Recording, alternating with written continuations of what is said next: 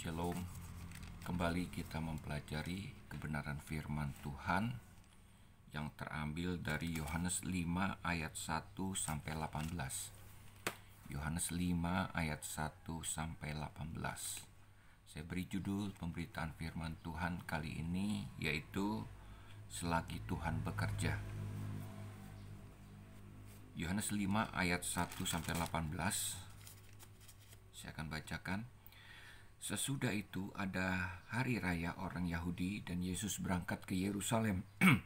Di Yerusalem di dekat pintu gerbang domba ada sebuah kolam yang dalam bahasa Ibrani disebut Betesda. Ada 5 serambinya.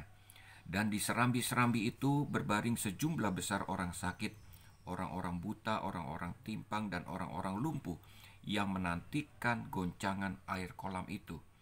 Sebab sewaktu-waktu turun malaikat Tuhan ke kolam itu dan menggoncangkan air itu. Barang siapa yang terdahulu masuk ke dalamnya, sesudah goncangan air itu menjadi sembuh, apapun juga penyakitnya. Di situ ada seorang yang sudah 38 tahun lamanya sakit. Ketika Yesus melihat orang itu berbaring di situ dan karena ia tahu bahwa ia telah lama dalam keadaan itu, berkatalah ia kepadanya, "Maukah engkau sembuh?" Jawab orang itu kepadanya, "Tuhan, tidak ada orang yang menurunkan aku ke dalam kolam itu. Apabila airnya mulai goncang dan sementara aku menuju kolam itu, orang lain sudah turun mendahului aku." Kata Yesus kepadanya, "Bangunlah, angkatlah tilammu dan berjalanlah." Dan pada saat itu juga sembuhlah orang itu, lalu ia mengangkat tilamnya dan berjalan. Tetapi hari itu hari Sabat. Karena itu orang-orang Yahudi berkata kepada orang yang baru sembuh itu, "Hari ini hari Sabat dan tidak boleh engkau memikul tilammu." Akan tetapi ia menjawab mereka, "Orang yang telah menyembuhkan aku, dia yang mengatakan kepadaku, angkatlah tilammu dan berjalanlah." Mereka bertanya kepadanya, "Siapakah orang itu yang berkata kepadamu, angkatlah tilammu dan berjalanlah?" Tetapi orang yang baru sembuh itu tidak tahu siapa orang itu, sebab Yesus telah menghilang ke tengah-tengah orang banyak itu. Kemudian Yesus bertemu dengan dia dalam bait Allah, lalu berkata kepadanya, "Engkau telah sembuh, jangan berbuat dosa lagi, supaya padamu jangan terjadi yang lebih buruk." Orang itu keluar menceritakan kepada orang-orang Yahudi bahwa Yesuslah yang telah menyembuhkan dia. Dan karena itu orang-orang Yahudi berusaha menganiaya Yesus karena ia melakukan hal-hal itu pada hari Sabat. Tetapi ia berkata kepada mereka, "Bapakku bekerja sampai sekarang, maka aku pun bekerja juga." Sebab itu orang-orang Yahudi lebih berusaha lagi untuk membunuhnya, bukan saja karena ia meniadakan hari Sabat, tetapi juga karena ia mengatakan bahwa Allah adalah Bapaknya sendiri, dan dengan demikian menyamakan dirinya dengan Allah. Saya beri judul sekali lagi pemberitaan firman Tuhan kali ini yaitu selagi Tuhan bekerja. Saya ambil kalimat kunci atau ayat kunci dari perikop ini adalah ayat 17. Dikatakan, "Tetapi ia berkata kepada mereka, Bapakku bekerja sampai sekarang, maka aku pun bekerja juga." Jadi Tuhan Yesus mau mengatakan selagi Tuhan saat itu, dan saya percaya saat ini pun juga Tuhan bekerja, maka aku pun bekerja. Selagi Tuhan mau memakai hidup kita, selagi anugerah dan kasih itu melimpah di dalam kehidupan kita, maka kehidupan kita pun juga sebagai orang-orang percaya, sebagai anak-anak Allah akan bekerja, ya, akan menjadi alat bagi kemuliaan Tuhan, hidup sesuai dengan kehendak dan rencana Tuhan, dan taat apa yang Tuhan perintahkan di dalam kehidupan kita selagi Tuhan masih bekerja dalam kehidupan kita. Selagi Tuhan memakai kehidupan kita, apapun kita kerjakan sesuai dengan kehendak dan rencana Tuhan di dalam kehidupan kita. Di dalam masa COVID-19 ini banyak dokter-dokter yang Kristen bekerja, ya. Apakah mereka diperbolehkan pada hari Minggu tetap bekerja? Seharusnya mereka beribadah.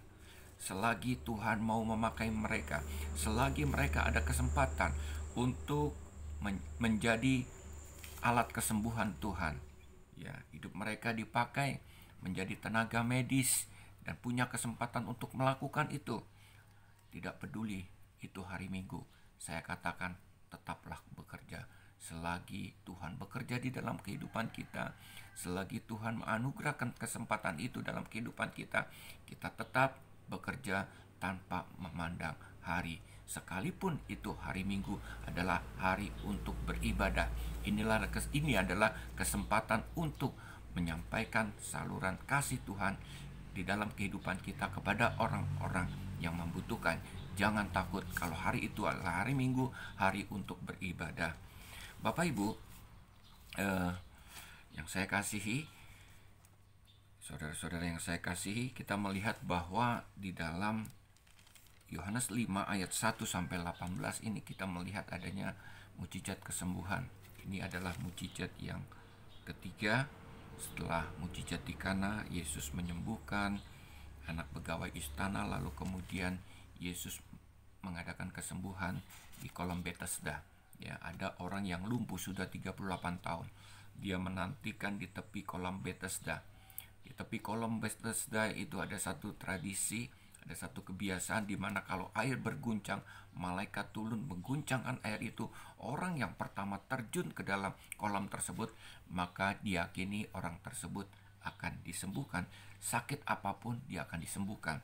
Tetapi karena orang ini timpang, ya, orang ini lumpuh, maka yang terjadi adalah orang tersebut tidak punya kesempatan untuk pertama kali terjun ke dalam kolam tersebut, ya. Dan Yesus bertanya, maukah engkau sembuh? Tapi yang dijawab ada alasan kenapa dia belum sembuh, karena tidak ada orang yang membawa dia ke dalam kolam tersebut pada saat air goncang. Bapak Ibu, ketika ditanya maukah engkau sembuh, tetapi jawabannya adalah alasan kenapa dia tidak sembuh. Sehingga Tuhan perintahkan, bangunlah, angkatlah tilammu dan berjalanlah. Saya tahu seperti juga pelayan-pelayan yang mencedokkan air dan membawa ke pemimpin pesta. Ya, pada saat itu yang ada di dalam pikirannya, dia mau supaya pelayan itu mau supaya air berubah menjadi anggur. Dengan kata lain, dia perlu mukjizat Tuhan. Demikian juga pegawai istana ketika anaknya hampir mati, dia datang kepada Tuhan Yesus. Yang ada di dalam benaknya adalah anaknya sembuh. Maka oleh karena itu dia percaya, terpaksa percaya kepada Tuhan Yesus. Demikian juga dengan orang yang lumpuh ini, terpaksa dia melakukan apa yang Tuhan perintahkan karena dia ingin sembuh.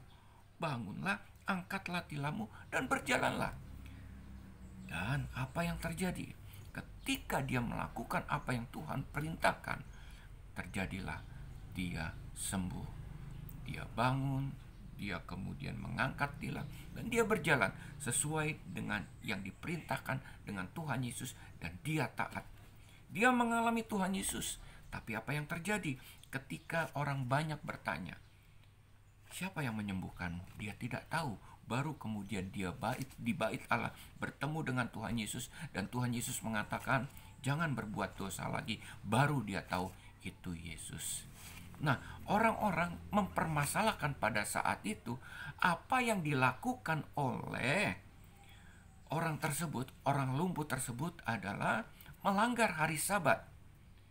Dia bangun, dia mengangkat tilam, dan dia berjalan. Ini yang tidak diperbolehkan pada hari Sabat menurut tradisi orang Yahudi. Dan Tuhan Yesus pun juga salah menyembuhkan pada hari Sabat. Seharusnya tidak menyembuhkan. Sehingga Tuhan Yesus menjawab mereka cukup singkat. Selagi Bapakku bekerja sampai sekarang, maka aku pun bekerja juga. Jangan permasalahkan itu hari Sabat. itu melanggar agama. Jangan mempermasalahkan cara-caranya.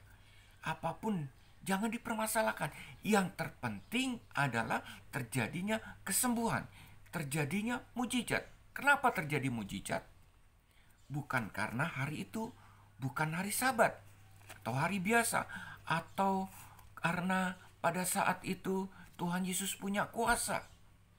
Terlebih lagi Yesus mau katakan, Bapakku, selagi Bapakku. Ya, ini yang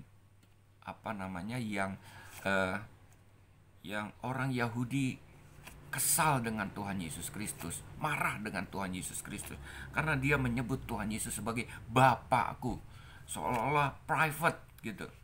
Ya. Ini kan Tuhan yang milik umum, kenapa disebut Bapakku?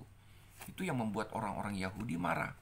Dan yang kedua yang membuat dia marah, selagi Bapakku bekerja, maka aku pun bekerja. Apapun harinya, apapun waktunya, nggak peduli tengah malam, subuh, sore hari, siang hari. Selagi Tuhan bekerja, tidak peduli itu hari Sabat, maka Tuhan Yesus bekerja.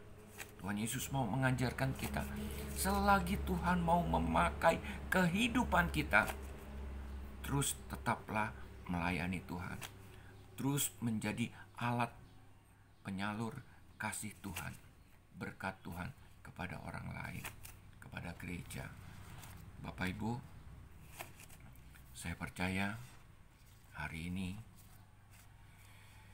kita belajar dari Tuhan Yesus. Tuhan mengatakan, selagi Bapakku bekerja sampai sekarang, maka aku pun bekerja juga.